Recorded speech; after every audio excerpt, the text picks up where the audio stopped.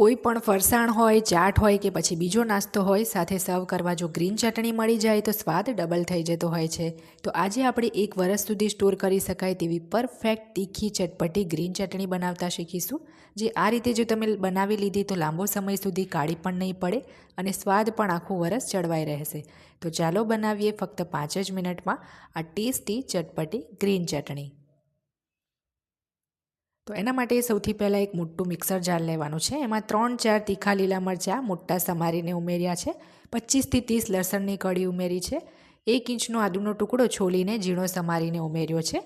3 tablespoon શેકેલા સિંગદાણા, 3 tablespoon મીઠા લીમડાના પાન, સાથે જ એમાં આપણે 7થી 8 પાલકના પાન ઉમેરીશું, જેથી ચટણીનો કલર બિલકુલ ગ્રીન જળવાઈ રહે. 2થી 3 ટેબલસ્પૂન ફુદીનો કુમળી દાંડી સાથે જ આપણે ધોઈને ઉમેરવાનો છે. ત્યાર પછી એમાં આપણે 3 ટેબલસ્પૂન જેટલું સૂકા કોપરાનું છીણ ઉમેરીશું. હવે એમાં આ ચટણીનું સૌથી મેઇન ઇન્ગ્રીડિયન્ટ્સ ઉમેરીશું, જે છે ગાંઠિયા. તો એક મોટો બાઉલ એટલે કે 1 થી સવા કપ જેટલા મેં અહીંયા બેસનના ગાંઠિયા લીધા છે. આનાથી ચટણીનો સ્વાદ 4 ગણો વધી જાય છે. તો એમાં થોડું પાણી ઉમેરી બધું જ આપણે અધકચરું ક્રશ કરી લેવાનું છે. તો અહીંયા તમે જોઈ શકો છો બધી જ વસ્તુને આપણે અધકચરી ક્રશ કરી લીધી છે. હવે એની અંદર આપણે ધોયેલા લીલા ધાણા એક્સ્ટ્રા જેની દાંડી હોય એની સાથે જ ઉમેરી દેવાના છે. દાંડી રિમૂવ નથી કરી. તો 150 ગ્રામ જેટલા અહીંયા મેં લીલા ધાણા લીધા છે, જે બધા એકસાથે નહીં સમાય એટલે થોડા આપણે અત્યારે ઉમેર્યા છે, બાકીના બીજા બેચમાં પીસીશું. તો એક મોટી સાઇઝના લીંબુનો રસ નીચવીને આપણે એમાં ઉમેરી દેવાનો છે, જેથી ચટણીનો કલર બિલકુલ કાળો નહીં પડે. સ્વાદ પ્રમાણે એમાં આપણે મીઠું ઉમેરીશું.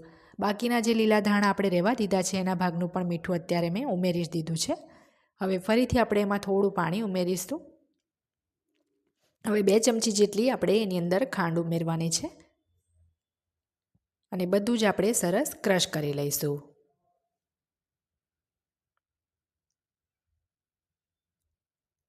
તો અહીંયા તમે જોઈ શકો છો સરસ આપણી ગ્રીન ચટણી તૈયાર થઈ ગઈ છે. તો આને આપણે પહેલાં એક અલગ બાઉલમાં કાઢી લઈશું, કારણ કે આપણે જે બાકીના ધાણા છે એ પણ પીસવાના છે.